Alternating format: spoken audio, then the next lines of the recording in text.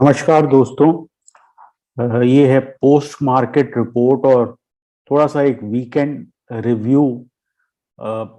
18 फरवरी को जो हफ्ता खत्म हुआ है 2022 में, ये आप तक पहुंच रहा है 5paisa.com के सौजन्य से।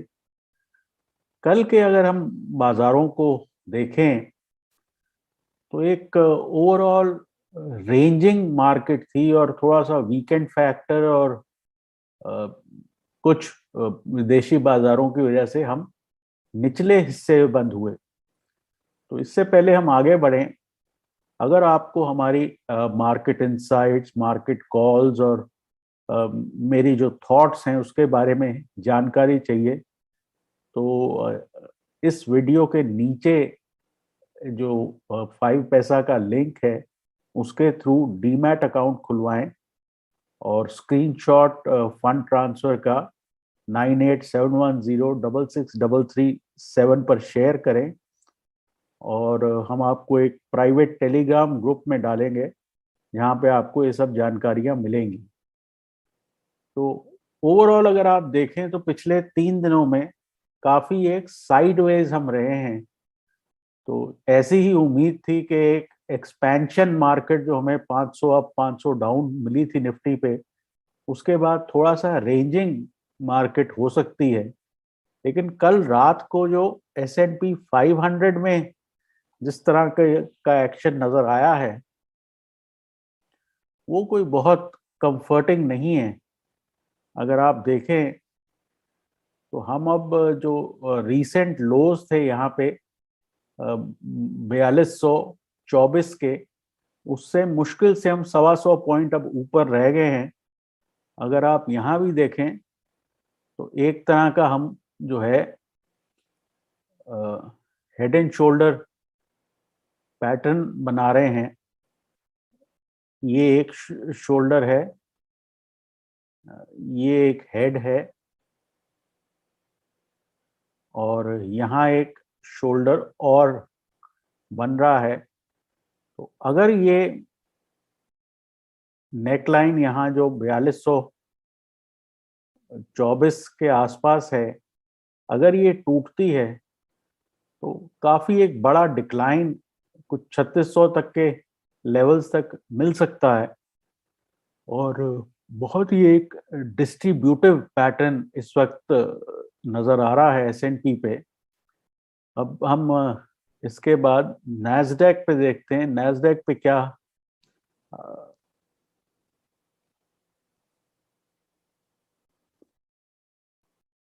नैस्डैक पे भी आप देखें तो यहाँ पे एक लोअर हाई बना है और यहाँ भी वापस एक सेलिंग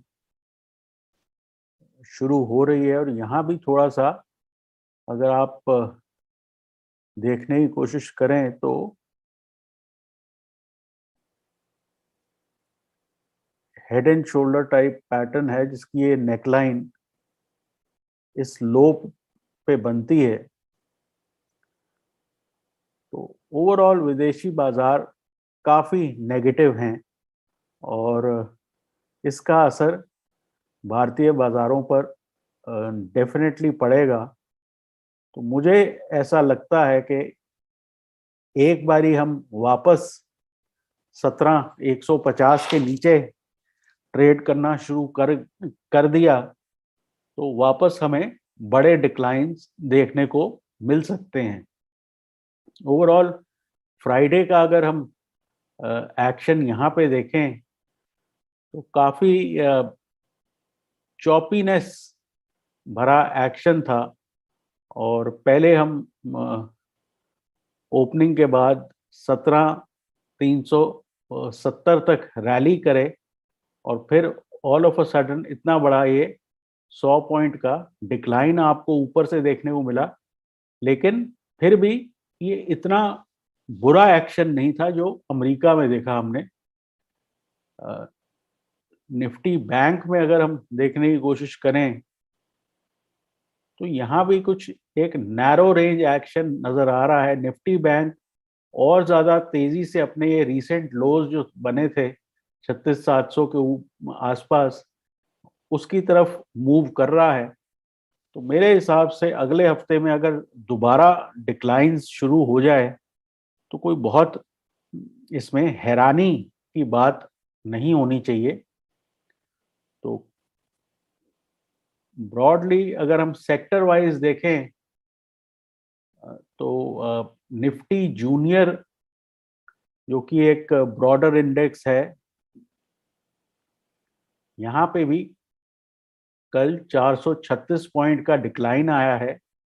तो अगेन कहने का मतलब ये है कि धीरे धीरे हम यहाँ पे लोअर हाइज देख रहे हैं हर इंडेक्स में। और अगेन यहाँ पे भी अगर आप एक नेकलाइन टाइप बनाना चाहें तो यहाँ पे इस तरह से ये नेकलाइन बन सकती है, जिसके नीचे आपको और ज़्यादा डिक्लाइंस देखने को मिलेंगे। तो एक तरह से अगर हमें कोई ट्रेड प्लान बनाना हो तो जैसे मैं हमेशा कहता हूं कि कुछ एक लेवल होना चाहिए जिसके नीचे आप को एक डिसाइसिव मूव पकड़ने की कोशिश करें। तो मेरे हिसाब से 17,150 वो जोन है जिसके नीचे बाजार डेफिनेटली कमजोर हो जाएंगे और उसके नीचे आपको शॉर्ट पोजीशंस बनानी चाहिए।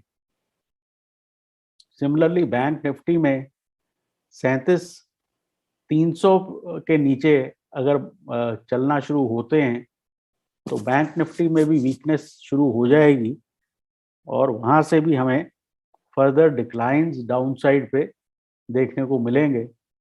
अगर हम सेक्टर्स की बात करें तो टोटल जो है 1, 2 और 3 सेक्टर्स पॉजिटिव थे, बाकी सब सेक्टर नेगेटिव थे। तो कहने का मतलब ये है कि ओवरऑल बाजारों में एक जनरल वीकनेस का सेंटिमेंट बना हुआ है और मंडे ट्यूसडे से मेरे हिसाब से यहाँ पे भी एक बड़ी गिरावट शुरू हो जाएगी। अब जियोपॉलिटिक्स में अब भी जो है असमंजस बना हुआ है कि रशिया अटैक करेगा नहीं करेगा। बहुत सी स्टेटमेंट्स आ रही हैं, लेकिन जब तक ये अनसर्टेनिटी रहती है तब तक बाजारों में प्रेशर बना रहेगा। अब ये कहना मुश्किल है कि यूएस फेड की वजह से S&P 500 नीचे आ रहा है या रशिया की वजह से आ रहा है, लेकिन मैं ये मानता हूं कि ज़्यादा बड़ा इशू फेड का है और फाइनली रशिया की वजह से वो स्पीड डिक्लाइन की बढ़ जाती है। लेकिन ओवरऑल जो रियल वजह है वो यही है कि फेड जो है वो टाइटनिंग की तरफ बहुत तेजी से मूव कर रहा है। तो इसके चलते डाउन साइड प्रोटेक्शन पुट्स के जरिए लेनी चाहिए, क्योंकि धीरे धीरे बाजारों में जो बाउंसेस हैं वो और शैलो होते जा रहे हैं। जैसे इस बारी 16,800 से आप हार्डली 600 पॉइंट ऊपर आए हो और वापस डिक्लाइन शुरू हो गया है। तो 17,800 का एक टॉप बना, 17,600 का बना, कल 17,400 के आसपास बना। तो धीरे धीरे जो 16,800 की बाइंग है वो कमजोर पड़ती जा रही है। तो फिलहाल के लिए इतना ही। मुझे उम्मीद है कि आपका अगला हफ्ता और मंडे अच्छी ट्रेडिंग रहे। ये पोस्ट मार्केट रिव्यू आपके तक पहुंचा है 5paisa.com की वजह से। और ऑल द बेस्ट। और मंडे को हम प्री मार्केट रिव्यू में दोबारा आपसे मुलाकात करेंगे।